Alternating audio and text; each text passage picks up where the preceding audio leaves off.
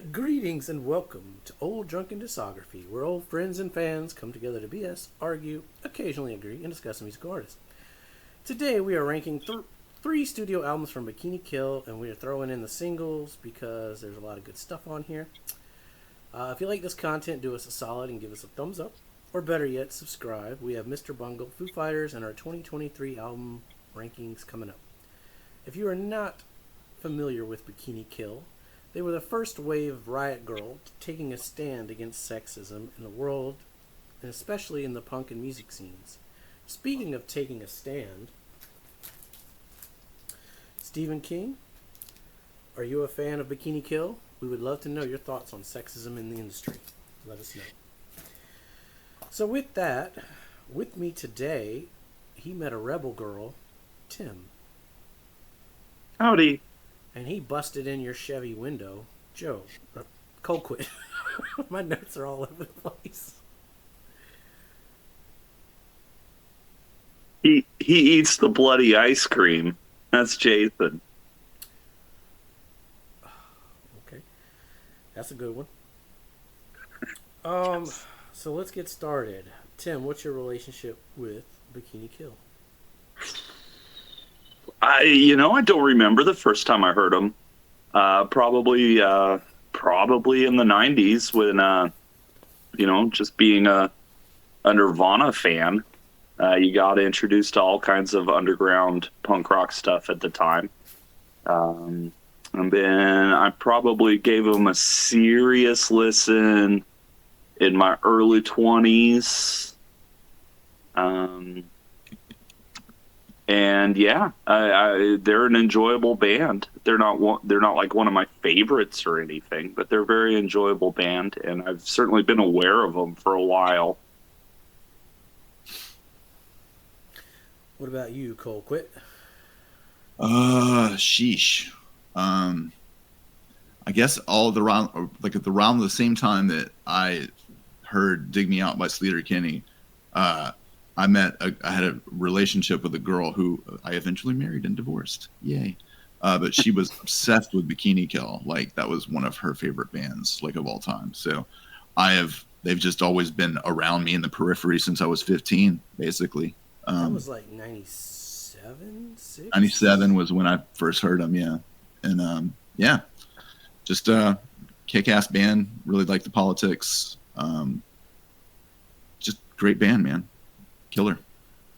Mine was a similar experience, but it was in around 94 or 5. I dated a girl. That's how I got into Bikini Kill, Bratmobile, Huggy Bear, that whole scene. Mm-hmm. And I've been a fan ever since. I mean, I bought Reject when it first came out. So, all good stuff here. Yeah, for real. I mean, I'm all green if we're going to go colors now. Yeah, we're going to go colors. Mine are all green, too. It's a short discography. Yeah, I mean, you can actually get through this entire discography in like an hour and like 15 minutes or something like that. It's pretty brief. What about you, Tim? Well, I was going to go all green, but now I feel like I got to throw number 4 a yellow just to... We could have an all green. Why you gotta do that?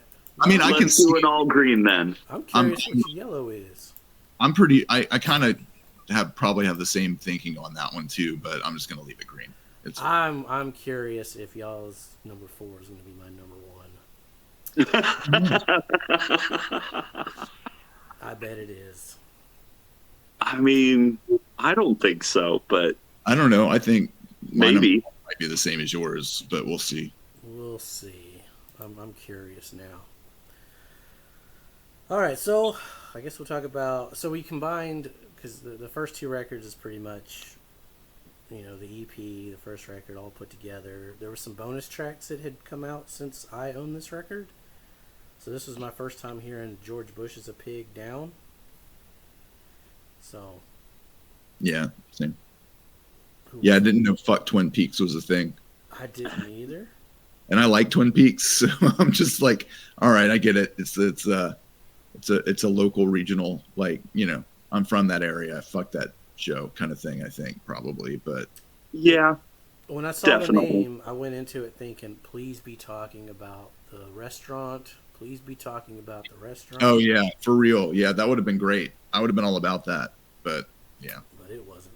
So, that was such a disappointing thing to find out what that was. Because like there's one in Pensacola, and I drive by it all the time and be like, I wonder if it is like a weird random kind of dedication to the show. No, it's just Hooters. It's Hooters. yeah, I've eaten there a couple times for work lunches. They like to go Yeah, out. man.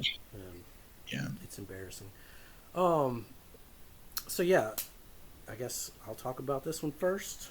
Um, this whole record is damn good. Double Dairy is an amazing opening track. Toby's drumming on Lyre. Suck My Left One has lived rent free in my head for close to 30 years now.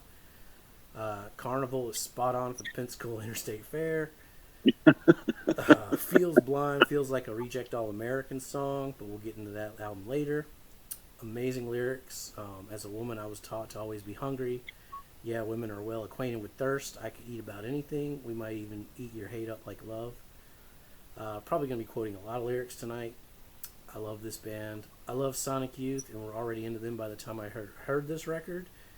So I was all in on Thurston Hart's The Who. White Boy is visceral, real, straight to the point, and pulls no punches. It's great. Your whole fucking culture alienates me. This is not a test and Don't Need You, both amazing. Jigsaw Youth is angry and beautiful. Rebel Girl is Rebel Girl, never gets old. I like the single version the best though. But this version is interesting because of the tempo difference. It's much more like sludgy. Yeah. I love Out of Me. It has that clean guitar sound they do a lot on Reject, and it just works for me. Fuck George Bush. Chevy Window is almost a spoken word jam that is fire. The last few tracks are really rough, though, production-wise. I wish they would have re-recorded some of these, like Why, Girl Soldier, and Not Right Now. Now, I love me some Bikini Kill, but I also love Twin Peaks the show. So, the guitar riff in that song is fucking great, though. Girl Soldier is again straight to the point, holds no punches. I'm Talking to Your Dead Eyes. This is 100% an essential Riot Grrrl album. This is 100% an essential punk rock album. Hell, all three of these are really. So that's my notes on this one. Yeah, I'm going to second that sentiment a lot. This thing just explodes out of the speakers and grabs your jugular and doesn't let go. It's just a ripping beast of an album, full of anger and hate and just youthful energy that really captures just captures the spirit of punk rock for me in a way that few bands do after 1990. And yeah, it's a great one. Yeah, I don't have a whole lot to add. I think it's like as a collection of songs, it's awesome. I love the varying production on everything kind of just throws me for a loop. But song wise, dude, like everything's awesome. Suck My Left One is just angry and mean, and I love it. And then This Is Not a Test, kind of like it was, and White Boy too. Both those songs are just like, yeah, kill them. This Is Not a Test kind of made me think of like how La Tigre kind of came about in a way, almost, you know, like it's got that very pop kind of just funness to it, and then it's still just awesome at the same time. Resist Psychic Death Killer, Out of Me. I love that song so much. The bonus tracks that I've never heard until now, I think they're hilarious, and punk rock is all hell. But I would throw George Bush as a pig on any of your grindcore playlists. Yes, for real. And fuck Twin Peaks. Agreed. I love the show. I'm sorry you hated it so much. But yeah, love it. It's great. Yeah, it starts to get a little like Dead Kennedys kind of at the end, like very Dead Kennedys kind of. Yeah, all those bonus tracks kind of sound like the first songs they ever wrote together, kind of thing, like where you're just getting to know each other, so you have some fun. Yeah, I didn't read the notes as to where they came from, but I'm assuming they're like demos and early stuff. The production is meh. Yeah. Some live tracks. The one thing that this listening to this really took me back to is I do miss Tape Hiss. I think it definitely adds a quality that you just can't duplicate in the digital realm. I feel like Tape Hiss is the next like hip thing for hip kids to bring back in. You know. Well, you heard it here first. I've got some like it's weird because actually, and this is sort of on topic, but like cassette based 4-tracks are so expensive now that it's because I've got a ton of 4-track tapes that I can't transfer to digital because I don't have a working 4-track with tape speed controls on it. Yeah. And I feel like that could be the next. You're right, Tim. I think you're right, man. I mean, they're making a comeback. I'll still buy a cassette. I got no problem with it. Still one of the most convenient, like, actual pieces of physical media. You can carry it in your pocket. It doesn't need a case. They're reusable. When the batteries die in your Walkman while you're listening to it, and it slows down and gets even, that's just a magical thing. Yeah. I'll take streaming over cassettes. I'm sorry. I hate cassettes. I've always hated cassettes. They're easy to trade. I love them. I mean, the best thing about cassettes were mixtapes. Yeah. So this is my number 2.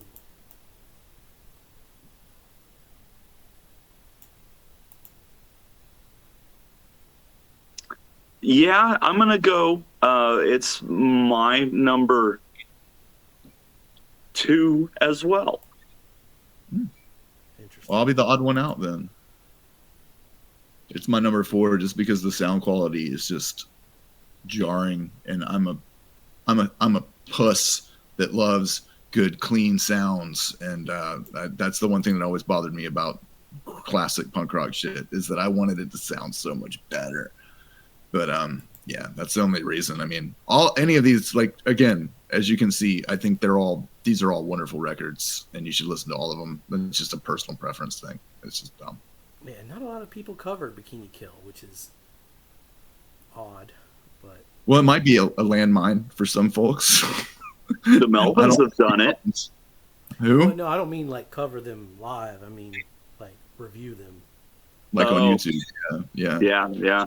Probably because, you know, I'm okay with the politics of it, so it doesn't bother me. But I feel like if you don't, then yeah, you're Taylor Swift covered Rebel Girl. Yeah. So. Yeah, that's what the Melvins did with Terry Genderbender on vocals from Le Boucherette. That's interesting. It's pretty good. It's a good cover. All right. Up next, Pussy Whipped. Tim, why don't you start us off on this one? Well, I'll just start off with saying it's going to be my number 1 album. I think this is one of the most important punk rock albums of the 90s. From one of the most important punk rock bands of all time, I would say. This thing is just 30 minutes of punch you in the face punk rock. Great stuff. Sugar is great. Alien She is great. Speed Heart is great. Rebel Girl is a classic. For Tammy Ray is kind of a weird closer, but it works really well because it is the closer. I love this album. This thing's great. Tammy Ray took the photo on the cover. Okay, there you go. Yeah, I agree with everything Tim said. It like Blood One and the Alien She and a Magnet is just like pow, pow, pow, fuck you. It's awesome. And then Starbellied Boy is like wildly emotional and powerful, and I love Starfish and for Tammy Ray. Just the ending 2 tracks, like Rebel Girl, yes, it's on all of these records. I think it's such a good song. It's so good. It's near all the time. But yeah, man, I love this record so much, and I agree wholeheartedly with everything Tim had to say about it. Like it's my number 2, not my number 1. But again, that's just a sonic thing. They're all kind of in the same place for me. They're all number 1, really. Yeah, I think this one is regarded as usually their best effort. Yeah. Again, a nearly perfect album. Blood One, Alien She, all great shit. Magnet, top song contender. Lil Red. What's interesting about Sugar is, say if like Lords of Acid played that same song, it would have a completely different meaning, and that's what's so great about it. Yeah, I hate Lord of Acid. That Scream and Star-Bellied Boy and Hamster Boy. I love Toby Vale songs. Rebel Girl is Rebel Girl, never gets old. Again, I like the single version better. It's cleaner. For Tammy Ray, sounds like some early Sonic Youth. I love the growth from the previous stuff they were doing. I love this album, but it would be my least favorite studio, but highly still recommended. And a highly important record, even today. Probably even more important today. Some great shit. But it's still my number 3. Tim said 1. And you said, what did you say? 2. 2.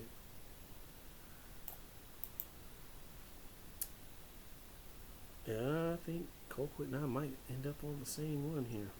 Maybe. Alright, Reject All American. Why don't you go first, Colquitt? This was my first like personal experience with the band. Like this is the one that came out most recently when I like first started listening to them. So for me, it's just got a more nostalgia for me than the other records do, just because I'd spent more personal time with it, driving around in my shitty minivan.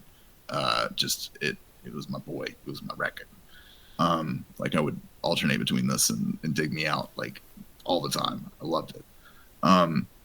Statement of Vindication is a good opener, just solid. Bloody Ice Cream. Dude, Capri Pants, Jet Ski, False Start. It's just all good. I love it. I love that it's also sonically a little bit more produced, I guess. There's a lot more things going on musically on this one. And just as somebody who, although I love the pure ferocity of the other records, I like the dynamics and the changes, and it just sounds like a complete record as opposed to, I don't know, just like a complete statement, I guess, instead of some of the other records. Like this one, just I love it. It's my favorite. I think it's that's kind of where I landed too. I think if they would have kept going after this, I think they would have outshone Sleater Kinney, honestly. Oh, for sure. For sure. The songwriting growth on this album compared to the earlier ones is just out of this world. Statement of Vindication is top tier. Free Pants gets stuck in my head. This whole album does. It's constantly. I've had it on vinyl. I love the catchiness of Jet Ski and the I Ain't Got No More Candy for You. The youthfulness thought of Fox School, play music on distinct complicity. False Start is my favorite Toby song. I think that's Toby. It might be the bassist though. I think they both sing on it. Second Chances for Friends, Rest in Peace. I wonder if Boy Genius got their name from this song? Question mark. Kathleen's vocals on this song is heart-wrenching. I hope that food tastes better in heaven. I know there's a lot of rad queer boys up there. No Back Rub is great. Bloody Ice Cream, the Sylvia Plath story is told to girls who write they want us to think that to be a girl poet means you have to die. And I love the line, I've got another good one for you. We are turning cursive letters into knives. For Only shows their songwriting growth. It's crazy good.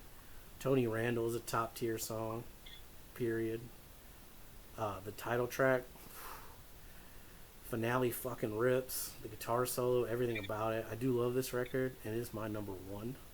Out of the whole amazing discography, this is the one I go back to the most. Kind of like Same. Colquitt said, it's not the angry, thrashy punk rock of the first two, but I think they were getting better and better, and I wish they would have kept going instead of the electronic stuff. Yeah. Well, I mean, I know I've seen interviews with Kathleen where she talks about how looking back, people don't remember how absolutely terrifying it was for them to even play live as a band most of their career. Like, cause it would just get violent with shitty people. And, yeah, man, you know, it's kind of hard to stay a band when you're having that kind of antagonism hitting you at all sides, you know, which sucks. Yeah, I mean, there were shows where they would like make all the guys go to the back and the girls could come to the front. Oh yeah, yeah, girls to the front, man, for real. That's how you open every show, man. That's the best way. It was dope. Well, and to be fair, Olympia is still pretty antagonistic, so yeah, I could only imagine the levels of it 30 years ago. Yeah, we need more. We need another Bikini Kill.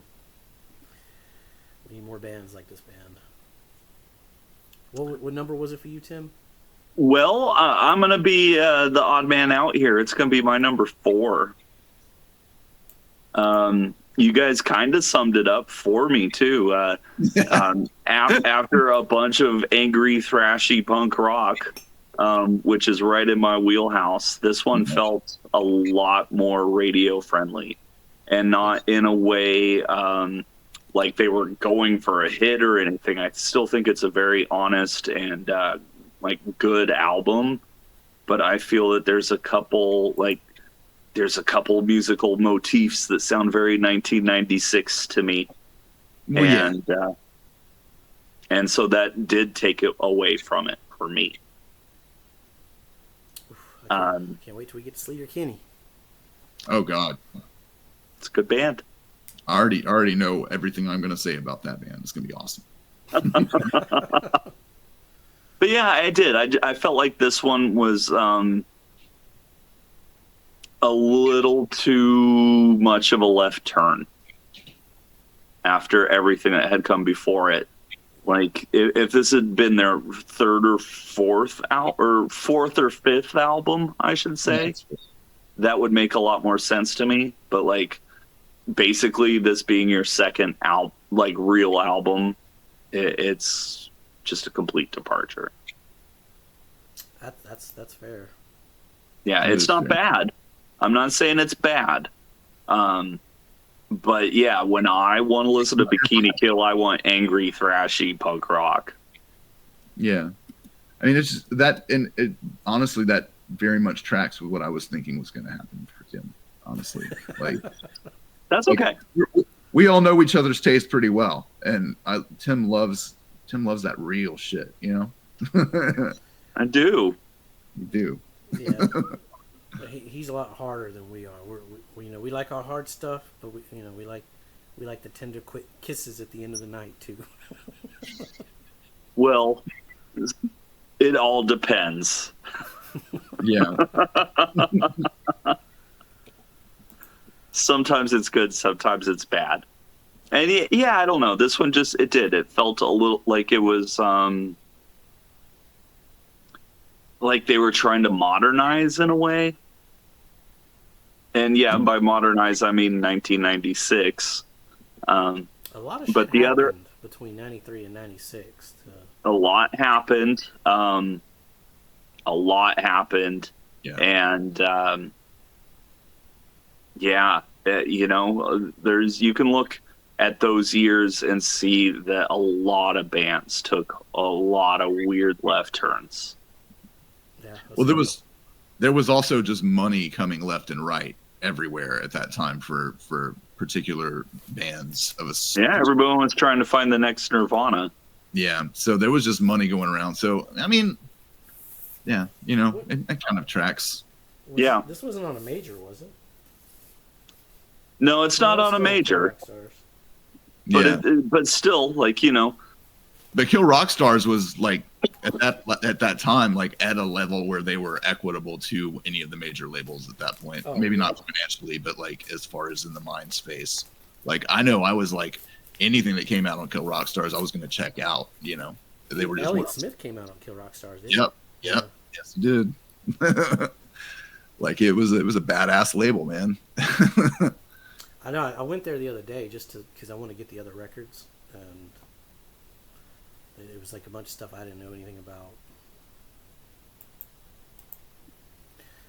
That just leaves us with the singles. I had the T-shirt of this. Yeah, I think the girl I was with did like to have it too. Yeah, she loved that record. Sail at the Gap. Yeah, that too. Maybe. I don't think they sold it at the Gap. I know. I don't remember where I got it though. Urban Outfitters. No. I mean, if anything, it was either Hot Topic or No. probably Hot Topic. Was Hot Topic around in '98? Yeah, I think there was one in Pensacola at least for sure. Yeah, in Cordova. I can't remember.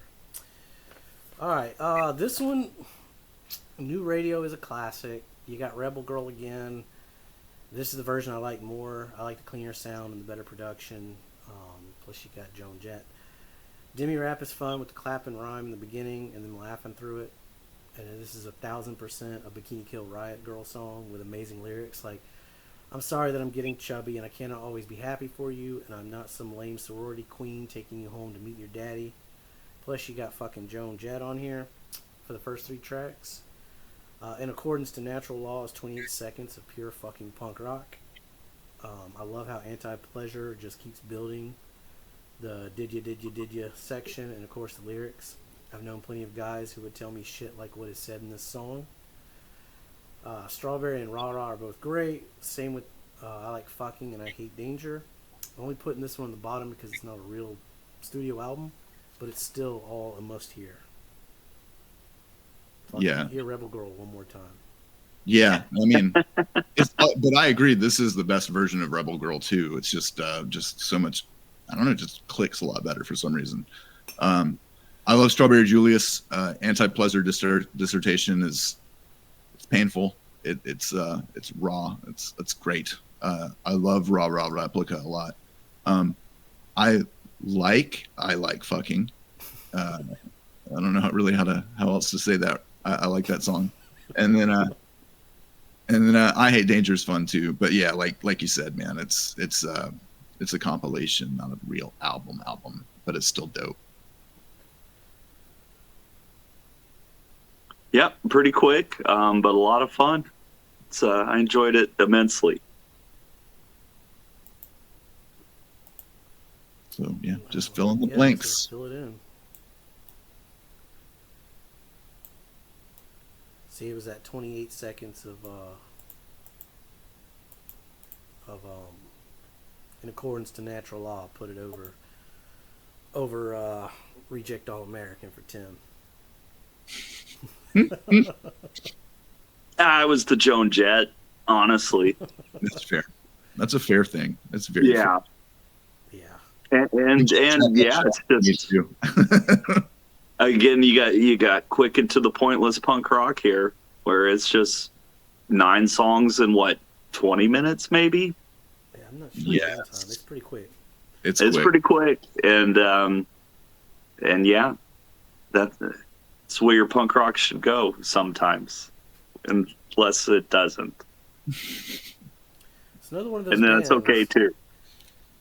like we mentioned before, like Minor Threat and Dead Kennedys and all these bands only put out like a couple records that are highly influential and still some of the best shit to this day.